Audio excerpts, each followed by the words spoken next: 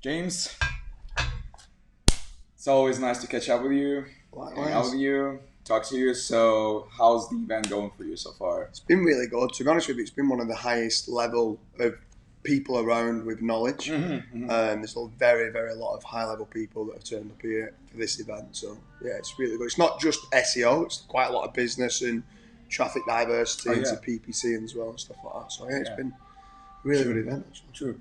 How do you evaluate your journey into SEO throughout the years? How did I get into the SEO? How do you evaluate the time you've spent in SEO over the years? Because yeah, we'll get to how you transition to SEO. So how do I evaluate my time within SEO? Yeah. So obviously there's one there's one thing, it doesn't matter how rich you are, there's one thing that we all lack in life, and that's time. So you need to be always checking to see whether, from a time management point of view, the time that you're putting into the time that you're putting out is worth it. These networking events are pretty much always worth it because you're always going to take some knowledge, some extra connections, and those connections that you're going to get then, to introduce you to more connections, then the other connections that you're making are priceless. So the evaluation of my time is probably the most important time, especially now I've got kids and a wife at home and stuff like that. I don't want to be away all the time. So I've got to try to choose my battles correctly. So you check to see who's lining up, who's speaking, who's attending, and then from there, then you decide whether it worth travelling halfway around the world to Yeah. come to the event and stuff like that. But the you've got to, when you turn up as well, you've got to have the courage to be able to go and approach people, to be able to speak to them. And this, I think, this event's been really good in the fact that there's been a lot of people that's come and obviously spoken to myself and said, I need to tackle you for X, Y, and Z, or I need help in this. So I feel like the attendees are becoming a lot more confident in understanding that we're approachable people. We can help them along the journey. And then a lot of time people overcomplicate things. So if you can simplify it down into trying to act like a real business as best as you can, try to make certain you don't try and cut corners, then long term you'll always do pretty well. Yeah. Um, so you haven't always been an SEO. You basically started off as a business owner.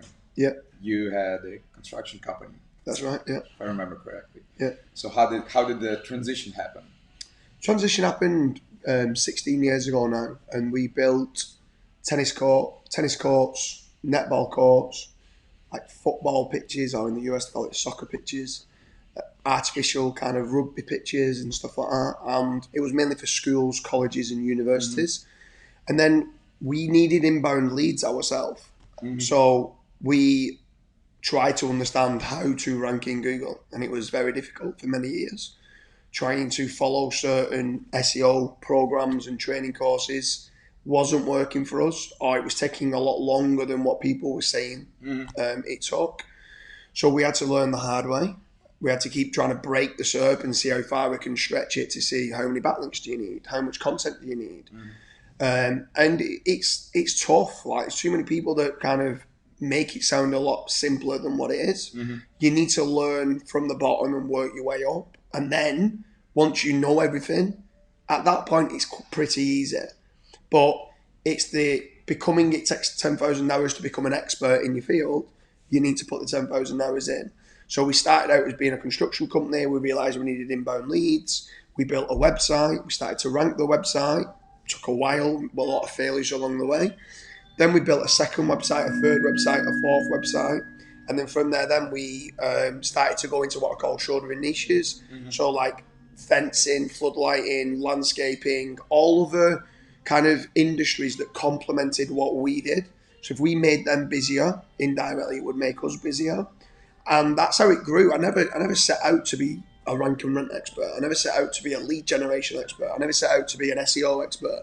I was just a businessman that needed inquiries. And then me having that hat on of knowing the importance of a consistent flow of quality inquiries landing in your inbox, I could resonate with other business owners in a position where they had great contractors, great teams on site, they had a great sales team, But you can have the best salesperson in the world, and if they've not got a consistent flow of quality inquiries, they're not going to convert anything. So that resonated with me. So I stayed in that lane, and I didn't really go down the route of like display ads and affiliate ads, because I enjoy dealing with real business owners. I like talking about return on investment. That motivates me in trying to get them to get a return on investment, where too many people are obsessed by impressions and clicks.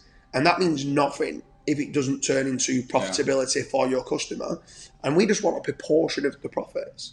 So we don't want to charge them £5,000 a month, whether they rank or don't rank. And this is what a lot of SEO agencies do. And I know that they need to be charging that, but it just doesn't sit well with me that I'm charging a client £5,000 a month and you might not get rankings. Yeah. At least this I can guarantee it. There's not many people in this industry that can guarantee anything, but I can guarantee a return on investment. Otherwise, because they only pay out the profits that they get. So it's a great business model for us. It means that the team is very happy because our customers are very happy. So it's a great working relationship, and that's why I love doing what I do, because generally speaking, you got a lot of dopamine kicks because you're continuously getting those little jumps in rankings, or your clients are ringing up and giving you praise and happy because they're only, like I said, they're only paying out the winnings. So you get serotonin kind of levels of like happiness. You get the dopamine kicks for the team. You're high-fiving each other. It's a happy environment. So it works really well for us. Yeah. At what point down the road did you discover age domains, expired domains as a thing, as a concept, and how big of a kickstart did it give you when you figured the thing out? So that's a great question, because initially I found Alex Drew prior to even Odys being here. Right? So we worked with Alex Drew for a long time with regards to initially for like PBNs and stuff like that back then, where you'd build a network of sites and you'd leverage the power to link build to other sites to get higher rankings. So that's how it initially was, until we started to realise that when we bought Alex's domains that he was catching, we was writing content on those sites and they was jumping in straight away, outranking our money sites. And we was like, wow, this is strange, because we haven't got the topical authority. The content probably didn't have as much effort being put into as what we was doing on our money sites. We was building links to our money site, yet these age domains was outranking us. So then we quickly realised the power that was involved in age domains over buying a fresh domain. Now, don't get me wrong, we do enjoy like an exact match domain from time to time, which is a fresh domain, which got keywords in the domain name. But age domains just give you they just give you a head start in life. And like I said, there's one thing in life that we're all struggling with, and that's a lack of time. So for me, that money that you can spend 10, 15, 20,000 pounds on an age domain, that's going to save me 12 months of optimization and growing. Well, I'm getting a huge return on investment on that. So when you start to look for myself at a return on investment, like I want my clients to, all day long I'm on the age domain trade, because I want to save time, and by saving time indirectly I'm saving money. Yeah. So for that reason, it's brilliant. I've always been a massive advocate. As soon as Alex set up Odys, straight away I've been telling people, I'm just honest. Like if I didn't think Odys was good, I won't be sat here and I won't be doing the interview with you. Of course. There's some other domain vendors that are here that have asked me to do an interview, and I said, to be honest with you, I'd sooner not do one. And I don't mean it in a nasty way. It's just I cannot say that their domains are good because I've never bought the domains, and I don't need to buy the domains because I know that your quality control is unbelievable. I know that when I'm speaking to Alex, that if I'm buying a domain and I quite like the branded like name within it, and it's got links, I know you've already done your checks to make certain it's a good domain. And that's why I don't go buying GoDaddy auction domains or TV Solutions domains or whatever other place that people spam their domains. I don't want to buy them, because then I need to have a team that can do quality control. Where you guys have already done the hard work, you just come to me and say this is £4,500, it's £2,000, it's £10,000. I can look at it and go, that is good value. My prediction of this £10,000 site is actually it should be £40,000. And for that reason then, I'm going to purchase it. If I don't think it's value, I won't. But majority of the time, I look at it and go, you guys are too cheap. You're underpriced. Like, you should be a lot more than where you are. And that's why you've got a lot of loyal customers, because they're getting a good return on investment. And I think that's why you get a lot of people consistently coming back to Odys as being, in my opinion, the best domain vendor that there is. I'm not going to go elsewhere. That's really nice to hear from you. So funny that you mentioned the return on investment and investment as such. So what would you say to people who think more like cost instead of investment when it comes to whatever digital property? So anything that you buy with regards to, I wouldn't ask anybody to go and spend money on backlinks unless they genuinely feel it's going to get a return on investment. Why spend money on backlinks if it's not going to get a return on investment? If you're buying a domain and it's not, if it's a DR2, not that DR means everything, but it's a DR2 and there's not many referring domains and it's not a branded domain that you want, don't buy it.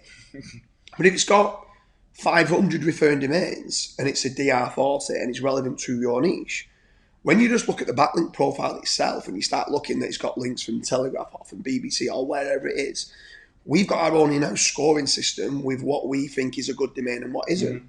We then work out our cost of, if we bought that domain brand new and we built those links, how much would that cost us? And this is where I say at times you guys undervalue your domains, in my opinion. Like it's £10,000 and we're looking at going, that should be £47,000. So which is great for customers like me and great for others. Don't go up in your prices, by the way. But it means that there's great value within there. That you've got a website that's got the age, it's non-dropped. It's got £47,000 worth of backlink value. Yeah. And you can buy it for £10,000. Well, for me, that's good value. And I think everything, you should never look at anything to be how much is it, right? With regards to cost and being an expense, it should always be, is this good value or not? If you spend £10,000 on a domain and it's not good value, don't do it again. But if you get £10,000 of a domain that you think's got a perceived value of 47,000, well, that's good business. And that's kind of what you do with anything in life. People pay more money for a nicer hotel if they see the perceived value of that hotel is worth it. And that's what it generally comes down to.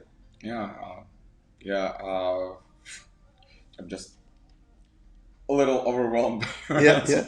So you're a person who's known to be like a very, very outgoing and helpful when it comes to companies, products, individuals.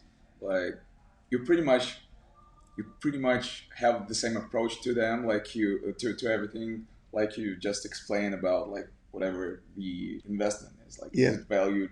If it's valuable, just invest in it. If it's not, just don't. That's what you do with your time and your attention. You got you got several apprentices who are like transferred to being partners with you, right?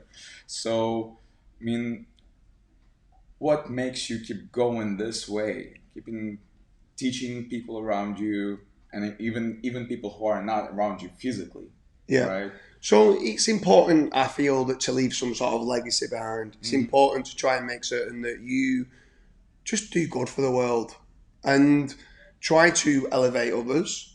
Try to make certain, like I started off down the apprenticeship route initially because I didn't have that much money initially to be able to pay £40,000 a year for someone that was experienced. And I took a couple of apprentices on, and then I thought, right, I'll get a sales manager, an SEO manager in. And I thought this SEO manager would run the show. And I started, I think it was £45,000 a year, which is an alright wage in the UK. I won't say it's a huge wage, but it's an okay wage. And they was taken on with a lot of experience, and they should have hit the ground running and been able to train up the two apprentices and go. And the truth of the matter is that they was not good at all. That the training that they had done was from the wrong people. That what they perceived as being, this is how you rank in Google, was not how you rank in Google. They wanted to shortcut everything of what they did. They just thought that you could go and write cheap content that actually didn't, for me back then, I didn't understand content optimization properly. I just understood what the user and the customer would want to see. And for conversion, going getting an article and spinning it, that when someone comes through and looks at it and it's just gobbledygook and it's just like, what even is this? I'm not going to inquire with this company. Well, that's a bad user experience. And forget Google in any way, shape or form, which is a negative ranking factor. You're not going to get the inquiries even if someone does click onto the page. So from a conversion rate optimization point of view, think about the customer, think about the intent of the search, match that intent, and you'll get better conversion. Now that just so happens to be an indirect ranking factor as well, because once people are clicking through to your page and are converting, it sends those signals back to Google that people had a good user experience on your site. So not only that, like with like digital PR and stuff, if people come and visit your site and it's a good site, some actual journalists and reporters will naturally link to the site. If it's spun content and it doesn't look good, they're not going to go linking through to that site. So give value, provide value to the customers. And from that then, we needed to train the team up this way. And there's so many people, some here, even when I try to help some of us here, they ask the wrong questions of how can I create shortcuts? How can I do that in a faster time? And I'm like, just do it right. And do it right for the customer, do it right for the user. Long term, you will win. Stop trying to cut corners. Stop buying cheap links that are toxic, right? Do everything right. And so when the apprentices started with us, they was trained in that way. So they don't know any other way. So when this SEO manager came in and was trying to cut corners, right, it was like, this is not going to work. And it's hard to teach an old dog new tricks. Where this method, I trained them up from within. They are absolutely ingrained into the system and the process and the culture of how we set the business up. So when they're next training the next people up, it's you do not cut corners. You've got to make certain if you landed on that site that you would inquire and think that they are a good company for whatever it is that they're looking for. And if you don't feel that you would inquire, improve it. Forget how well optimized it is, improve the page. And then when I know that they're trained up in that manner and I'm like, this is not good enough, I can sit down with that person and say, would you fill in an inquiry form on that site? If they say no, I'm like, well, what have you done that for? Because you know the systems, you know the process, you've had the training. So if you're saying no, yet you've signed that off, we have a problem now. Okay, I see. Right? So they have to follow the process. They have to live and breathe by the process and understand it, not to cut corners. Where there are a lot of people that are business owners try to make saving costs and try and cut corners to try and do things faster. I'm the complete opposite because I want long-term longevity. I also want to make certain that my customers are making a return on investment. So everything needs to be put in place so I can sleep nice at night knowing that things are going to work long term. It might take that little bit slower to get that upward trajectory graph, but things are going to work long term. And when the team buy into that, we've had 6 different apprentices that have all become directors of the business. People here, there's so many people here now that have sold up for multiple millions. That if you go and speak to any one of them, not every one of them, but there's a lot of them, you go and speak to any one of them and say, who's been your best mentor within the digital marketing space that's sold for a big sum? I guarantee I can name a dozen people out there that sold for 5 million plus that will all say, James has been the person that's helped me because I tried to cut corners. I tried to save money on in certain areas with staff, and I actually just wanted to build things out right. And you actually end up getting a bigger multiplier as well. Because when the people that are coming in, venture capitalists or angel investors come in and they see everything working and it's a well-oiled machine, you get a much higher multiplier as well. Because you've de-risked it, you've decentralized everything, you've got their own business account for that specific business that you've set up. And I always say to Alex, you build businesses. So every domain we try to separate it. It's a unique business. We've got a team in there. We can run KPIs specifically on that business and then see what's working and what's not. A bit deeper than I expected into that. I really appreciate that. So, but how long do you intend to stay in this SEO game? I'm in it forever. And the reason why I say that is, and I'm going to go quite deep here, is that I've had a few friends, close friends in the industry that have sold up for 50 million plus, and they've lost all purpose in life. And one of them's committed suicide.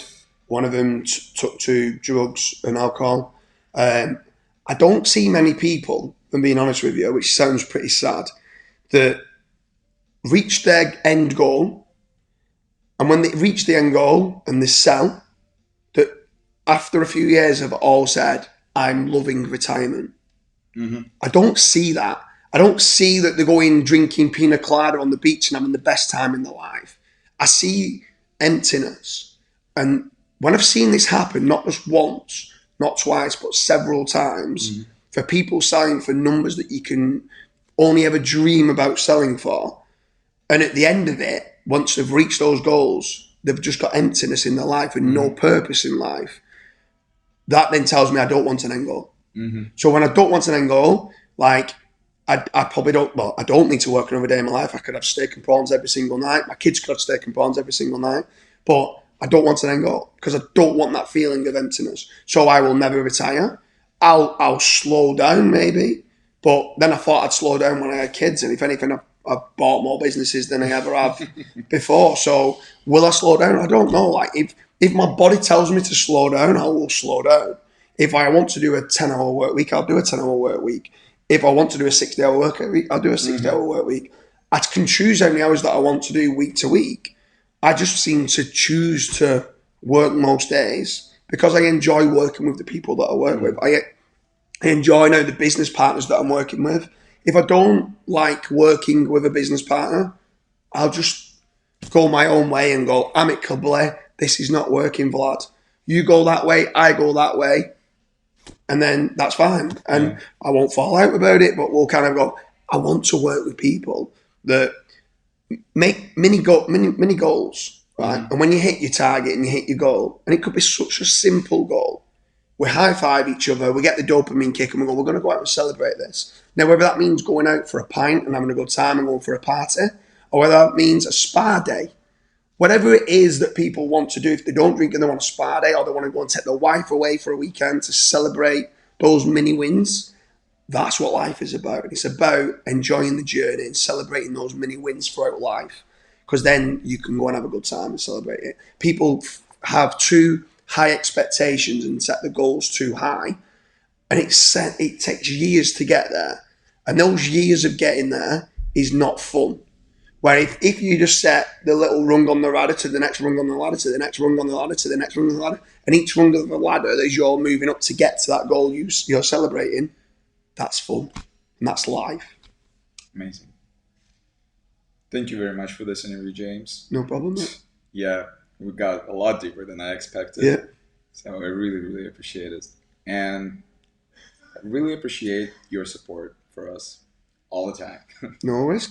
Also, what I'd say to you is I'm only going to support you for as long as your domains are good. Like Obviously, I love you and I love Alex to pieces, but if the domains and the quality started dropping off, I'd be saying, what the hell's going on? Yeah. I'm not going to shout out from the rooftops that Odys are the best domains if they're not. I genuinely mean that they are unbelievable and they're working well and there's perceived value in it. So keep doing what you're doing, keep the quality control. If it does drop, obviously, I'll sit down and work with the quality control team and saying, you're missing this, this, and this, but everything that you're doing at present, you always ask the right questions. Alex always asks the right questions. You always seem to seek for improvement. And that's what we need to do in today's, the algorithms are changing day by day. You're at most of these events that you turn up to, you're learning from the best in the world who are here. And because of that, you're able to keep elevating and making certain your quality control is the best. So it's a pleasure. Like working with you guys, because obviously you guys have helped us elevate to levels that we never thought we could get to. So it is a reciprocal great relationship. It's great. Thank you, man. Cheers, mate. Cheers. Cheers, Vlad. Dude, it was awesome.